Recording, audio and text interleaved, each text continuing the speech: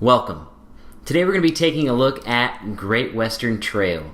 This is a 2 to 4 player point-to-point movement, tile placement, hand management game, where we take the role of ranchers trying to take our cattle from Texas to Kansas City and become the most successful rancher.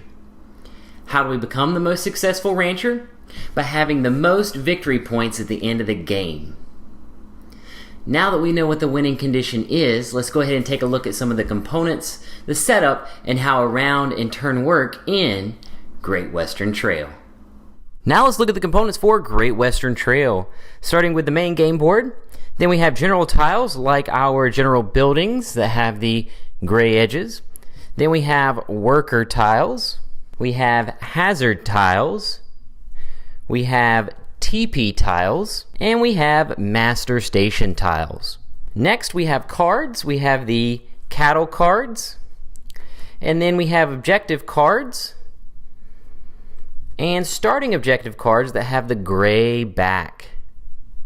Then we have coins. We have the job market marker. Then in each player's color we have their player board. We have the 3 and 4 player tile. If you're playing with 3 or 4 players, we have their buildings that are in the player color. Each player will also get their cattle cards. The player color is marked on the card, like this card would be for the red player. We have cattlemen, the engine, player discs, and finally the certificate marker.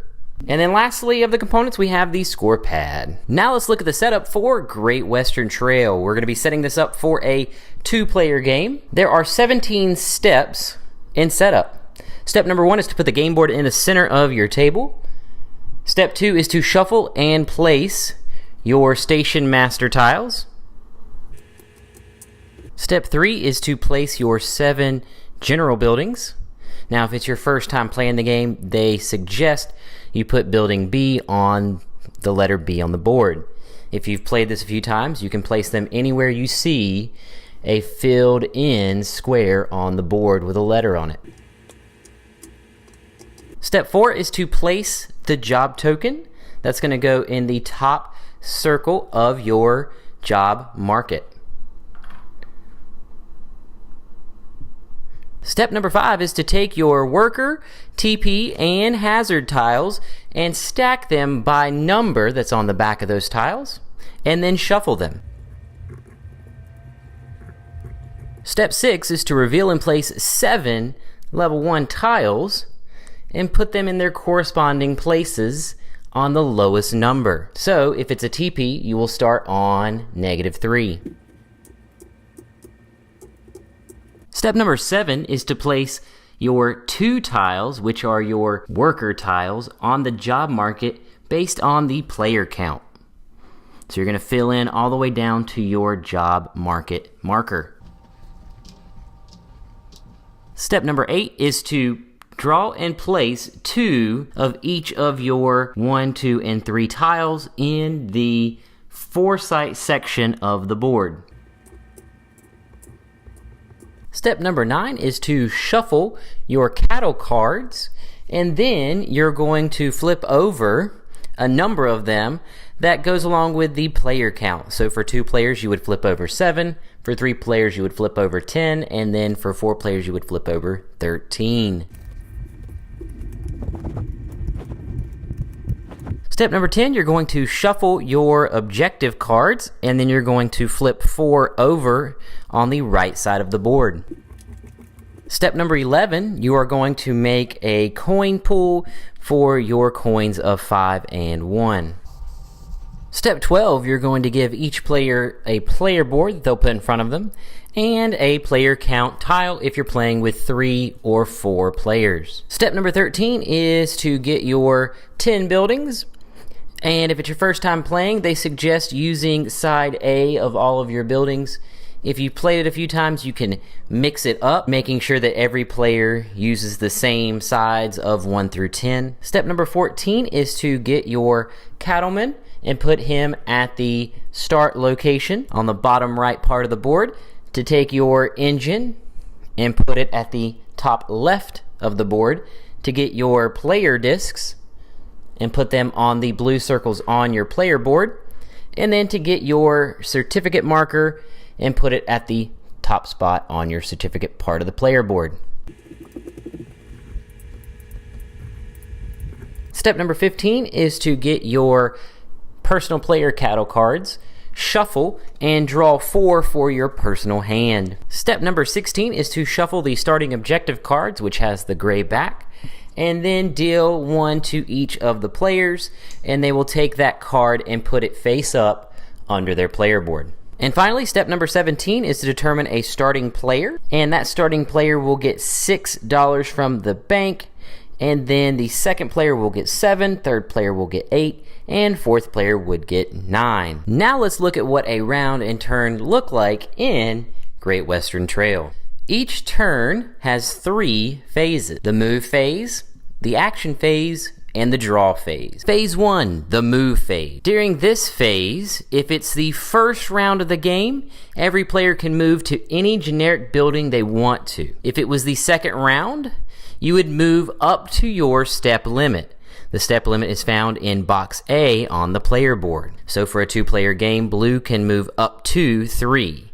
So you can move 1, 2, or 3 spaces. There are a few caveats when moving. You always have to go forward. When you get to Kansas City, you always have to end your turn here. When you pass a hazard, you have to pay the cost, and the cost is listed on your player board in box A.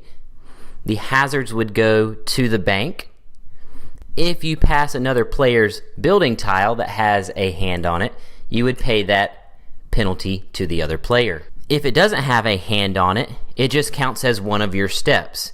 So if there was a player tile in the middle between these two, it would take 2 steps to get to the next building. Lastly, if you do not have any money or have very little, you pay as much as you can and keep moving. Phase 2 is the action phase. If you end your movement on a hazard or another player's building, you can perform 1 single auxiliary action. Those available auxiliary actions are on the left side of your player board. If you land on a neutral or private building, you can use their actions, or you can still take 1 auxiliary action. Now, when taking an action from a building tile, you take all of the actions on that tile in any order, unless you see a white slash, like in Building C. If one of your player tiles come after a hazard or the teepees, you do have a risk action that is added in to those actions. Now let's take a look at the general building and their actions.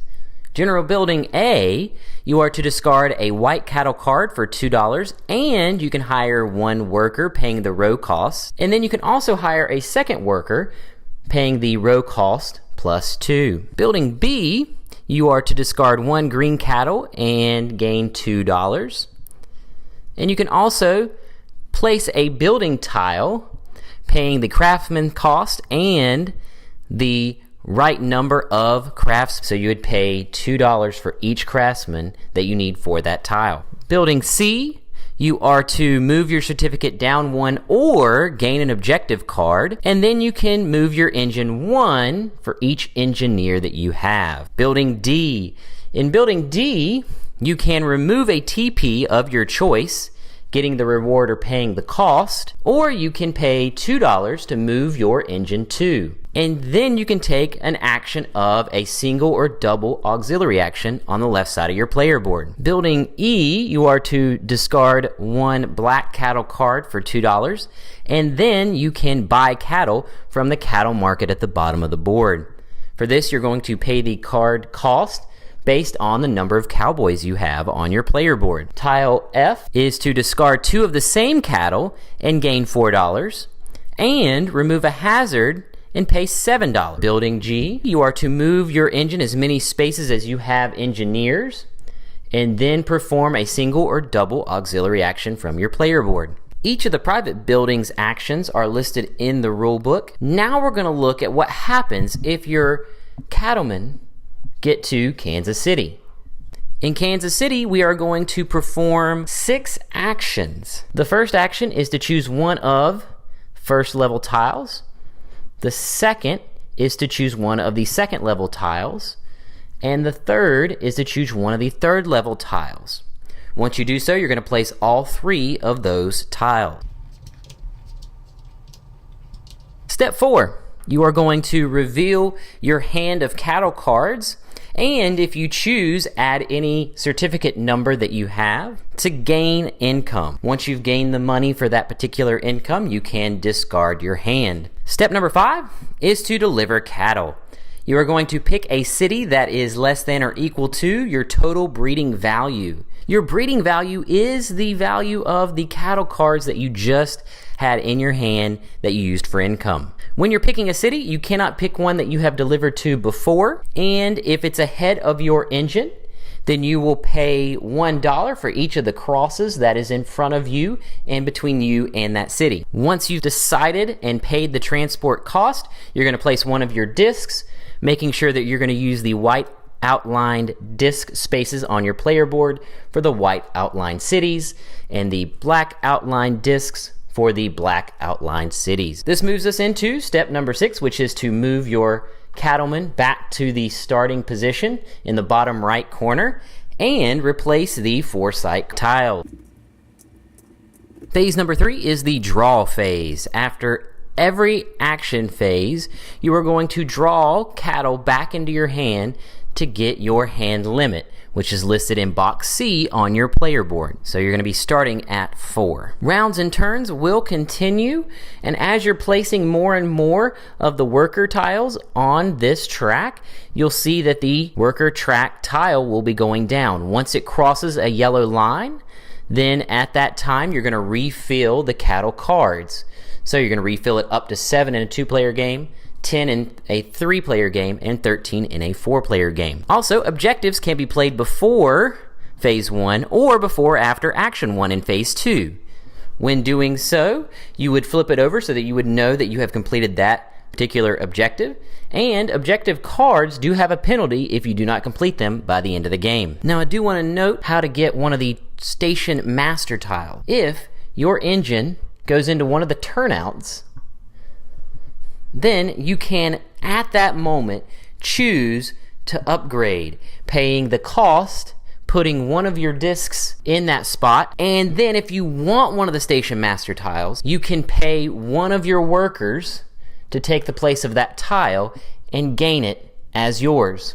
So, if Player Blue had a cowboy and they were in that position, they could simply place their cowboy down, and now they have a Station Master tile that will gain them 1 certificate for the rest of the game and give them a 3 victory point bonus at the end for each 2 certificates they have.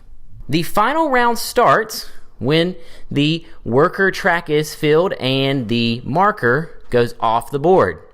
When that happens, the player who moved it off the board puts it in front of them and gains a 2 victory point bonus. And then we go into one last round before we go into final scoring. Now we're going into the final scoring, which has 11 steps, and they're marked on the scorecard. Step 1 is to give victory points for every $5 that the players own. So if they own $15, you would put 3 in that row. The next one, step 2, is to tally up the number of victory points for the building tiles.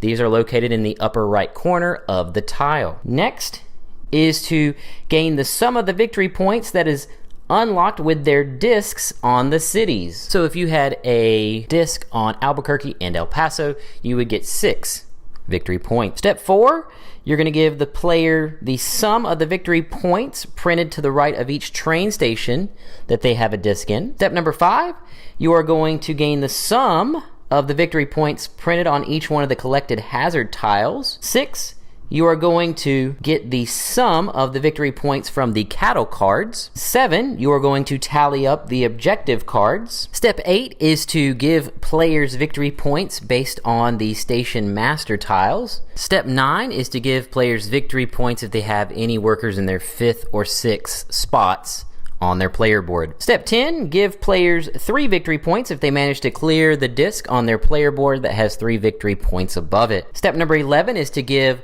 the player that got the 2 victory point bonus from the job market tile. Once you've done that, you're going to add up all of the victory points, and whoever has the most victory points is the most successful rancher and wins Great Western Trail.